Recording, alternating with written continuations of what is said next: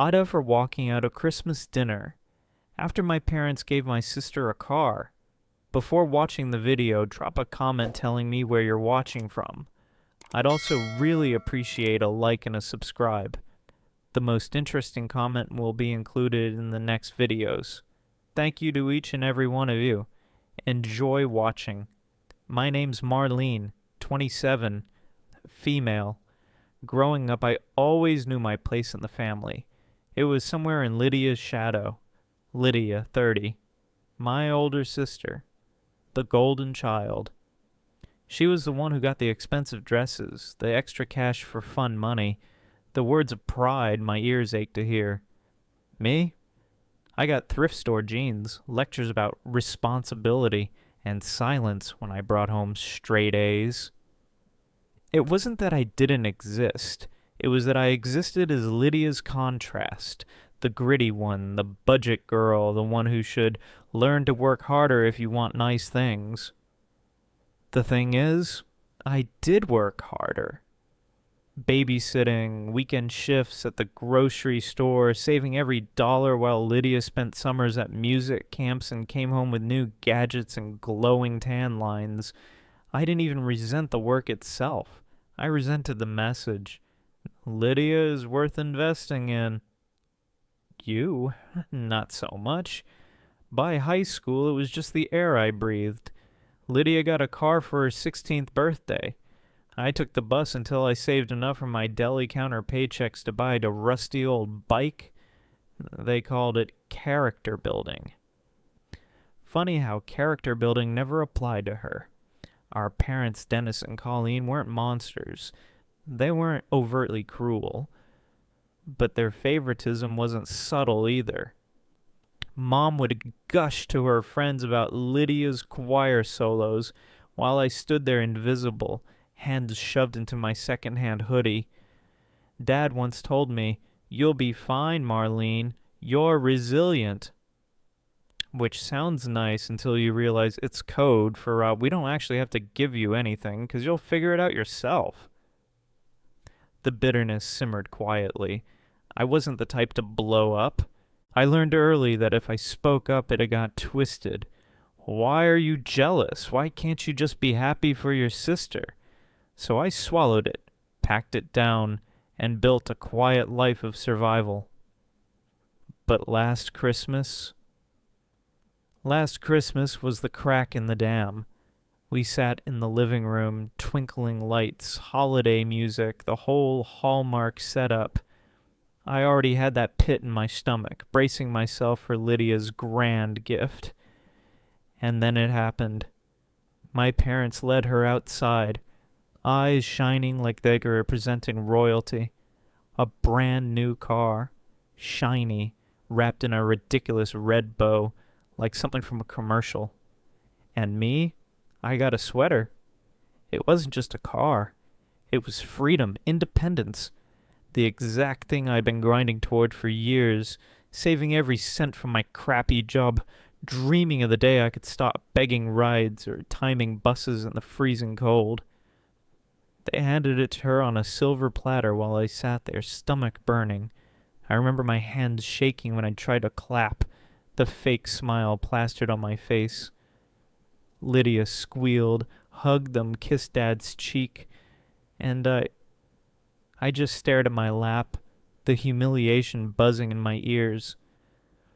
When I finally opened my mouth, voice cracking, saying how much it hurt, Mom didn't even blink. Marlene, don't be dramatic. You should be grateful you even got anything. Not everything has to be about you. That was the moment something inside me snapped. I didn't storm out that night, at least not yet. I just sat there, silent, while Lydia jingled her new car keys like they were diamonds. I swear I could smell the new leather interior, even from the living room. My sweater, a muted gray thing with tags still dangling, sat heavy in my lap. I couldn't even remember opening it. Later that night, after Lydia had taken her first drive around the block with Dad beaming in the passenger seat, I heard Mom whisper to her in the kitchen. I wasn't meant to hear, but I did. Don't let Marlene ruin this for you. She's always been sensitive. Just ignore it. Sensitive? That word felt like a knife. Because it wasn't just about the car.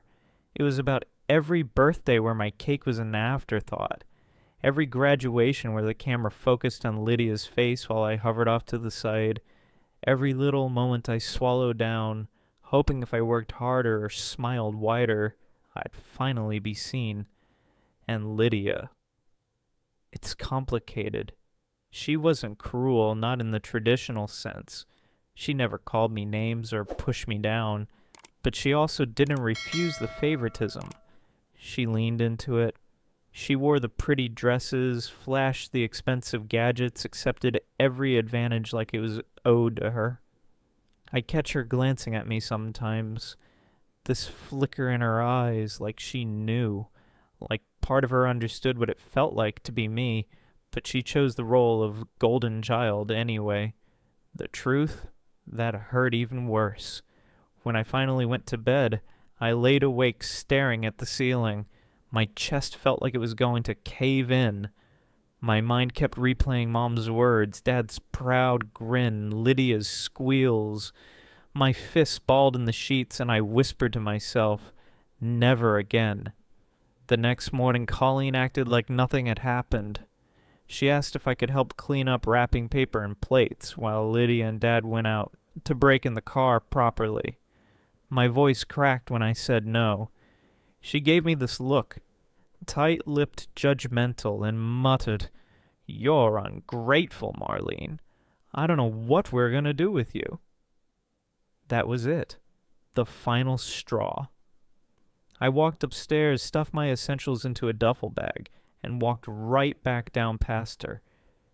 She asked where I thought I was going. I didn't answer. I just opened the front door and stepped out into the cold. The air bit my cheeks, but it felt cleaner than the suffocating house I'd just left behind. I walked until my legs hurt, phone buzzing in my pocket, with Lydia's cheery group text about her new baby. I didn't reply. That night I booked myself into a dingy motel with my savings and sat on the stiff bed until the reality hit me. I had just walked out on my family, and I wasn't going back. The first few weeks after I left were a blur. The motel smelled like bleach and stale cigarettes, but at least it wasn't filled with reminders of what I didn't have. I lived off vending machine snacks and the sandwiches I made from the gas station across the street. My phone buzzed nonstop with calls from Colleen, alternating between angry voicemails and syrupy "come home, we'll talk" messages. Dennis sent one text, just one. "You're being dramatic, we're disappointed." Lydia never called. She just posted pictures of herself leaning on the hood of her new car, captioned with things like, "Hard work pays off." I'd scroll past those posts at night, and heart pounding, wondering if she even realized how much it stung. I wanted to scream that it wasn't her hard work at all, it was mine. Years of grinding, saving, budgeting, but I never hit comment. Instead, I found myself staring at my own reflection in the motel mirror, whispering, "I'm not crazy. I'm not dramatic. I'm allowed to be hurt." It was that mantra that finally pushed me into therapy. A coworker from the cafe where I'd been picking up shifts had recommended a sliding scale counselor downtown. The first session, I sat in a cramped office, hands twisted in my lap, telling the stranger about Lydia's car and the sweater and Mom calling me ungrateful. My voice shook the whole time, but when the counselor leaned forward and said, "Marlene, that wasn't love. That was control." Something inside me cracked wide open. I cried harder than I had in years. Therapy became my lifeline. Twice a week I sat there unraveling decades of being the resilient child. It wasn't easy. Some days I left angry, other days hollow, but it was the first time I felt like someone saw me. Meanwhile, I was working every shift I could. The cafe, babysitting gigs, weekend cleaning jobs. My bank account grew slowly, dollar by dollar. Every time I deposited cash, I pictured Lydia's shiny new car, and it lit a fire in me. I wanted my own, not because of her, but because it would mean freedom on my terms. 3 months after walking out, I signed the papers on a used Honda Civic. It was 10 years old, smelled faintly of coffee, and had a dent in the back bumper. But it was mine, paid for with my money. No strings, no manipulation. When I slid into the driver's seat for the first time, I ran my fingers over the worn steering wheel and felt this wave of pride wash over me. Not envy, not bitterness, pride. I wasn't Lydia. I wasn't the golden child, but I was finally free. For a while, I kept my distance. Therapy, work, and my little Civic were enough to fill my days. I still got the occasional voicemail from Colleen, long sighs followed by guilt trips about family unity. Dennis didn't bother anymore. Lydia stayed silent, at least toward me, but I couldn't avoid hearing about her. Mutual acquaintances, even coworkers who knew our family, would drop little comments like, "Wow, your sister's lucky. New car, huh?" Lucky. That word stung. But then the cracks started to show. It began with a call from Lydia herself. I remember staring at my phone in disbelief when her name lit up the screen. My thumb hovered, ready to decline, but curiosity got the better of me. "Marlene," she said, voice tight, "can I ask you something? Do Mom and Dad ever, use you?" I almost laughed. Use me? That had been my whole childhood. But before I could answer, she launched into her story. Apparently, the car wasn't hers in the way she'd thought. Dennis and Colleen kept borrowing it, first for errands, then for whole weekends. They guilt-tripped her if she said no. "After all we've done for you, Lydia, you can't even drive your father to work?" If she wanted to use it for herself, she had to clear it with them.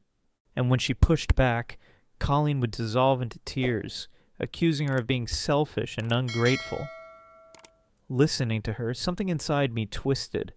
A part of me wanted to say, "Now you know how it feels." Another part, the softer part, wanted to reach through the phone and hug her. Because for the first time, Lydia's voice carried the same exhaustion I'd felt my whole life. "I get it now," she admitted quietly. "Why you were so upset at Christmas. It's not really mine. Nothing from them ever is." I sat there in silence, my throat tight. It wasn't an apology, not exactly, but it was the closest she'd ever come. In that moment I realized Lydia wasn't the enemy. She was another pawn. The conversation ended awkwardly, both of us unsure what to say. But it stayed with me. I started noticing her social media posts shifting. Fewer selfies with the car. More vague captions about being tired of playing roles. Dennis and Colleen probably never noticed, but I did. The breaking point came weeks later. They sold her car without asking. Just sold it, claiming they needed the money for house repairs. Lydia called me in tears that night, her voice ragged. "They didn't even tell me, Marlene. I just came home and it was gone." And that was the day my sister's golden child crown finally cracked. Update, hey everyone. I didn't expect my last post to blow up the way they did. Honestly, I thought I was just venting into the void, but the messages, comments, and even the DMs, wow. Some of you were harsh. Shout out to the person who told me to grow a spine and egg their house. Tempting, not gonna lie. But most of you were kind.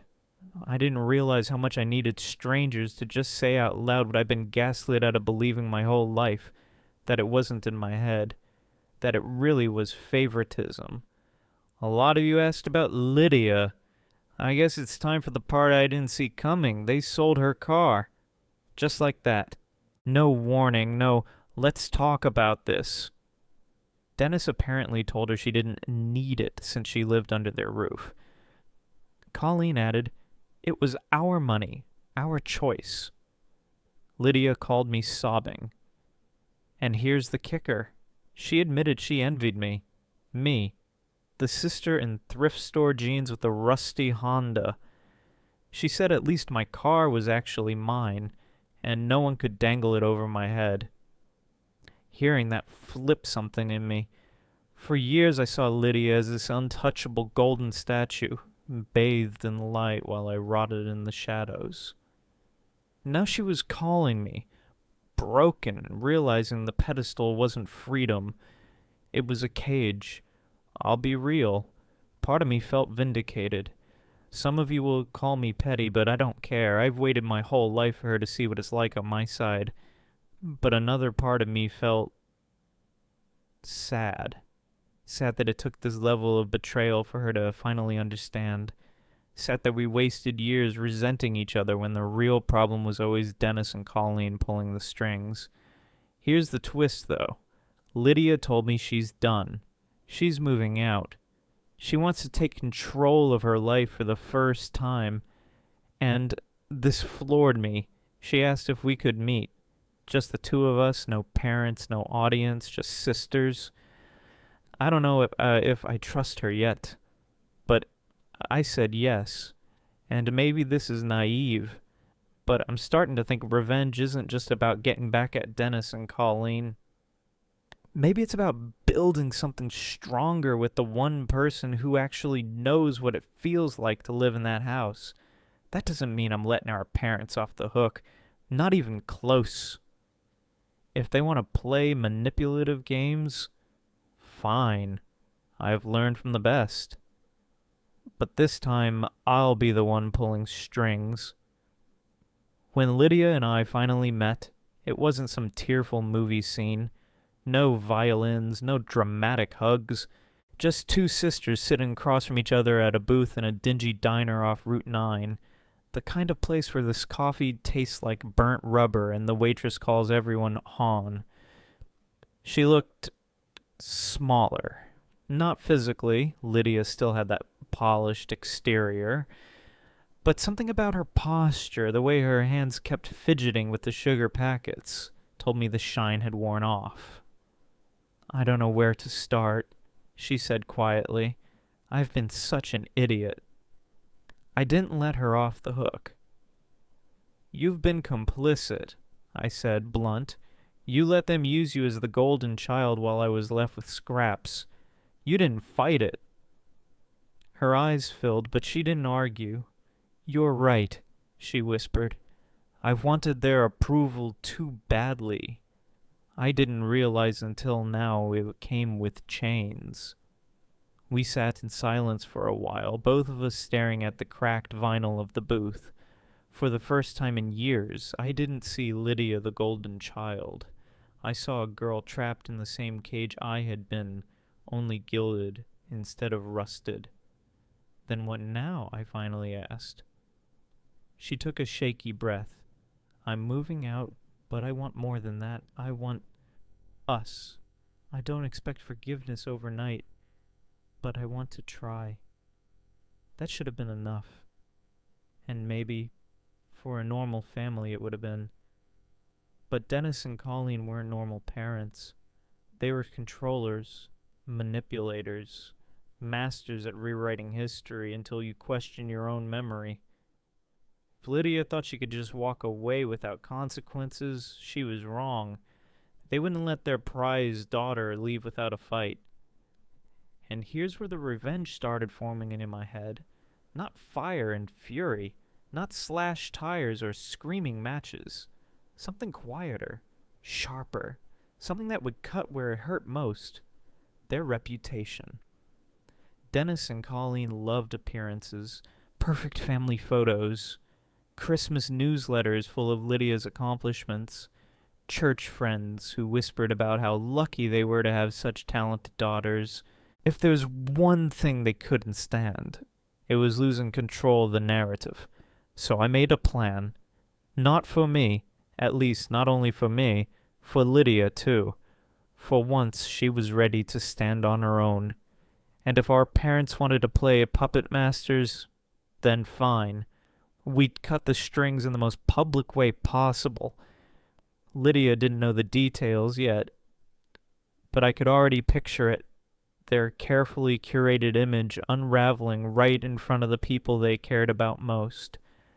And this time, the overlooked daughter would be the one holding the scissors. Update 2. Well, I wasn't expecting things to spiral this fast. When I first started writing here, I thought maybe a few strangers would nod along, say, "Yeah, your family sucks," and I'd move on. Instead, I feel like I've dragged all of you into the middle of a storm that's been brewing my entire life. So here's where we're at. Lydia moved out. She packed her things while Dennis was at work, and Colleen was hosting her church group, Reed gossiping over muffins. Lydia didn't even tell them until the U-Haul was already rolling out of the driveway. She sent one text. "I'm done letting you control me." I swear, the fallout was nuclear. Colleen left me 7 voicemails in a row, each one more hysterical than the last, crying, screaming, then flipping back into sugar-coated manipulation. "How could you encourage this, Marlene?" "You're poisoning her against us.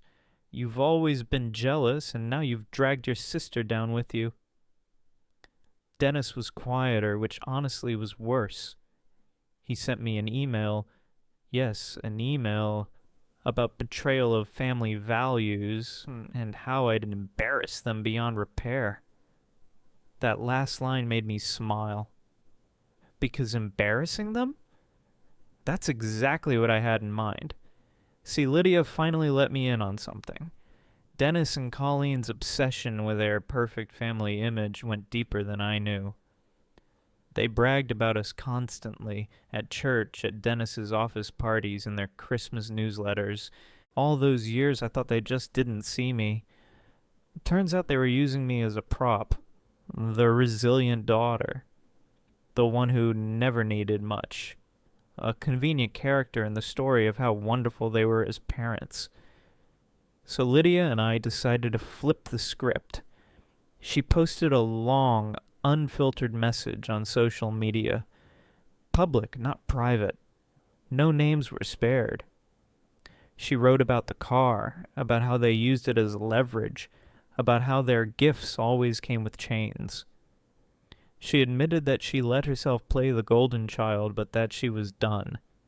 And then, at the end, she wrote, "The strongest person I know is my sister Marlene. She built her life on her own while I was coddled. I see that now." I cried when I read it. And the comments, family, friends, co-workers, even people from church started chiming in, some with support, some with disbelief. A few said they weren't surprised at all. Colleen and Dennis's pristine image shattered. And me? For the first time in my life, I wasn't the forgotten one. But don't get it twisted. The revenge isn't done. Not yet.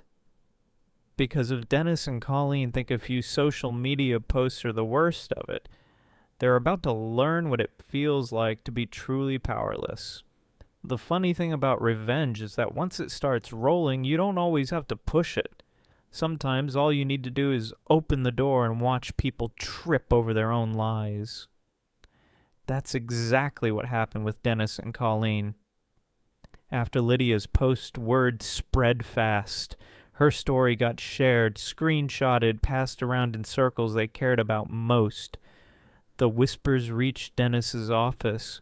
Suddenly, the man who had spent years bragging about his model family was facing co-workers asking him why his daughter was saying the opposite online. Colleen's church friends, her loyal audience, started pulling back too. Some of them even reached out to me privately, saying they believed us. But the real blow came 2 weeks later. Lydia and I showed up to a neighborhood potluck Dennis and Colleen had invited us to out of obligation, probably hoping to smooth things over and prove their family unity. We didn't cause a scene. We didn't have to. We just showed up together, side by side, And when someone asked Lydia if she drove her new car there, she said loudly, clear as a bell, "Oh, I don't have that car anymore. Mom and Dad sold it behind my back. They never actually gave it to me. It was theirs all along." Silence. Utter silence. Colleen's wineglass slipped in her hand, splashing red across the tablecloth. Dennis's face went beet red. People stared. Then the questions started flying. Not from us, but from their friends. "Wait, what? They did what? That's awful! How could you do that to your own daughter?" They tried to stammer excuses, but it was too late. Their polished masks cracked right there in front of everyone. That was the revenge. Exposure. Not screaming, not fighting, not slashing tires. Just letting the truth hang in the air. Undeniable. After that, Dennis stopped emailing. Colleen stopped calling. I think they realized they couldn't spin it anymore, not when their social circles saw through them. They retreated, licking their wounds, leaving Lydia and me to finally breathe. Now, months later, things aren't perfect between us, but they're real. Lydia lives in a small apartment, working part-time while she figures out her next steps. I still drive my dented Civic to my shifts, proud every time I turn the key. Sometimes we meet up for coffee, sometimes we just text memes back and forth like normal sisters. There's no golden child anymore, no invisible one either. Just two women picking up the pieces of a mess they didn't create. As for Dennis and Colleen, I've gone no contact. Lydia's gone low contact, only answering when she feels strong enough. The funny part is, they still don't understand that the car wasn't what broke us. It was years of strings, years of favoritism, years of pretending their love was conditional. And me? I finally feel free. Not because they lost, but because Lydia and I, against all odds, found each other. If you like the video, subscribe to the channel and like it. You can also watch more shocking stories in the playlist.